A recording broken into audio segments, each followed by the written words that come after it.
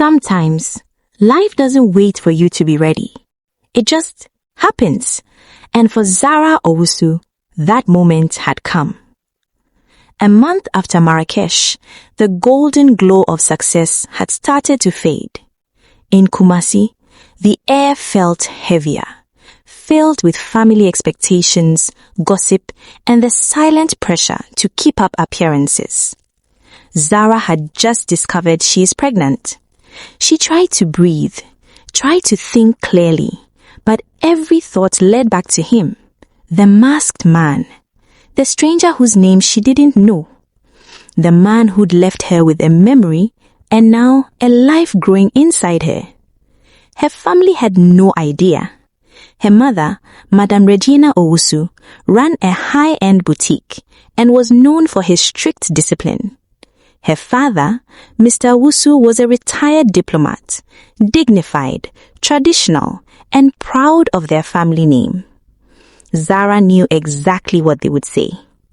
A baby out of wedlock? With who, Zara? Do you even know the man? No, she didn't. And that was the hardest part. She spent days hiding it, behind loose clothing and forced smiles. Her assistant, Essie, noticed something was off. "Madam Zara, you've been pale all week," Essie said one morning. "Are you sick?" Zara hesitated, then whispered, "Just tired, Essie. Too many designs, too little rest." But Essie's eyes lingered, concerned, knowing. Zara's business was thriving, but her heart wasn't. She had sleepless nights, staring at the bracelet pattern she once gave to that stranger. Was he thinking of her too? Or had she just been one of many in his masked world of luxury and mystery? Meanwhile, thousands miles away, in Morocco, Driss Benyamina sat in his family's coastal villa. Heir to one of the largest textile empires in North Africa, a man who could have anything except peace of mind. Since that masquerade night, he'd been restless. Every deal, every meeting felt empty. He couldn't stop replaying her laugh, the way her eyes caught the lantern light. He remembered the bracelet she tied on his wrist, woven fabric, bright, beautiful, like hair. And the sketch she'd left behind, a man in a mask, drawn with emotion only love or longing could inspire. He'd asked around at the expo, tried to trace her booth, but no one could tell her where she went. Only one vendor remembered a Ghanaian designer who sold fabric that looked like sunlight. It was a small lead, but for Driss, it was enough. Back in Ghana, Zara was running out of time. At 2 months pregnant, she knew she couldn't hide it much longer. Her designs were in demand. Accra Fashion Week wanted her as a headliner, but morning sickness and stress were draining her. One night, she sat in her studio, surrounded by fabrics, bold reds, deep blues, golden embroidery. She pressed her hands to her stomach and whispered, "I don't know who you'll be, but you're mine, and that's enough." A tear fell, but she smiled. For the first time, it wasn't fear. It was acceptance. The next morning, trouble came knocking in the form of an unexpected visitor. A sleek black car pulled up outside her shop.